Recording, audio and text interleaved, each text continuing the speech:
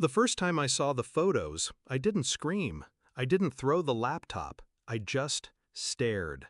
The glow of the screen painted my face in cold light. There he was, my husband, shirtless in a hotel bed. And beside him, tangled in sheets, was her, my maid of honor. Her smile was lazy, satisfied. His was the same one he used to give me after long nights talking under our duvet.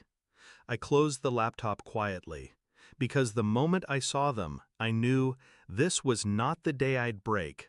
This was the day I'd start building their coffin. Before all of this, I thought we were the story people envied. Met in grad school. He held my hair back the night I got food poisoning.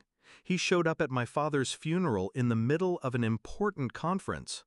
We didn't fight, we debated. And when we disagreed, we laughed.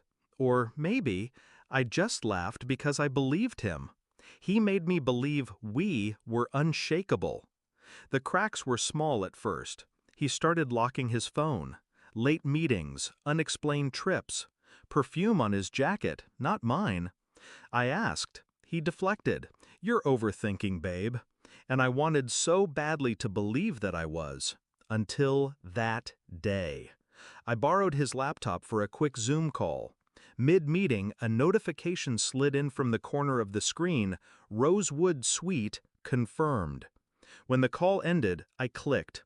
Reservation details, attached images, and the woman in them was the one who once toasted to our forever at my wedding reception. I didn't confront him, not yet, because betrayal is a weapon, and in the wrong hands, it's wasteful. I needed to sharpen mine.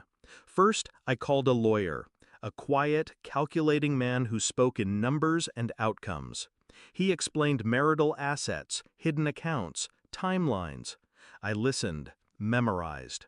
Second, I became invisible, stopped asking questions, stopped noticing when he came home late. I smiled when he kissed me goodnight, even when his lips smelled faintly of wine I didn't drink. And while he thought I was slipping into complacency, I was pulling threads from his life. I started with the finances. He had one joint account. I had 3 in my name. I funneled my freelance payments there. Slowly, quietly.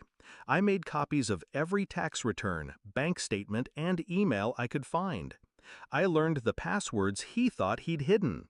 And then I found the offshore account, the one he'd been padding for months. I printed everything. Next came the social side. I hosted dinners, invited friends, let him bring her under the guise of running into each other because I wanted people to see them together before I said a word. The whispers began without my help, and when enough people knew, I planned my stage. The night of our anniversary, I booked the private dining room at his favorite restaurant. I told him I wanted to surprise him. I invited his parents, my parents, close friends, business partners. He walked in wearing the watch I'd given him last year, smiling like the man I married. I stood. "I have a toast," I said, and I projected the first photo onto the wall behind me. Gasps, forks hitting plates. Her face, his body, the hotel bed, larger than life. He froze. I turned to him. "You didn't just cheat on me, Michael. You cheated with my best friend. And you thought I wouldn't find out?" Silence. I passed the folder to my lawyer, sitting 3 seats away. "These are your bank statements, the ones you didn't think I'd see. They're now in the hands of legal counsel, and yours will be in court by Monday." His mother started crying. His business partner excused himself, phone already at his ear. I didn't yell. I didn't cry. I just said, "You can leave. The bills already paid with my money." He moved out that night. 2 weeks later, I froze the joint account. 3 weeks after that, I owned the apartment in my name alone. The divorce was clean, brutal.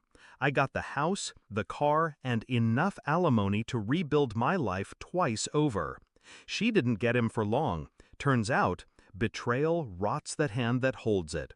People ask if I regret it. No, I regret believing a man whose loyalty was conditional. But the rest? The gathering of evidence, the patience, the strike at the perfect moment? That was art. Revenge isn't about rage, it's about control.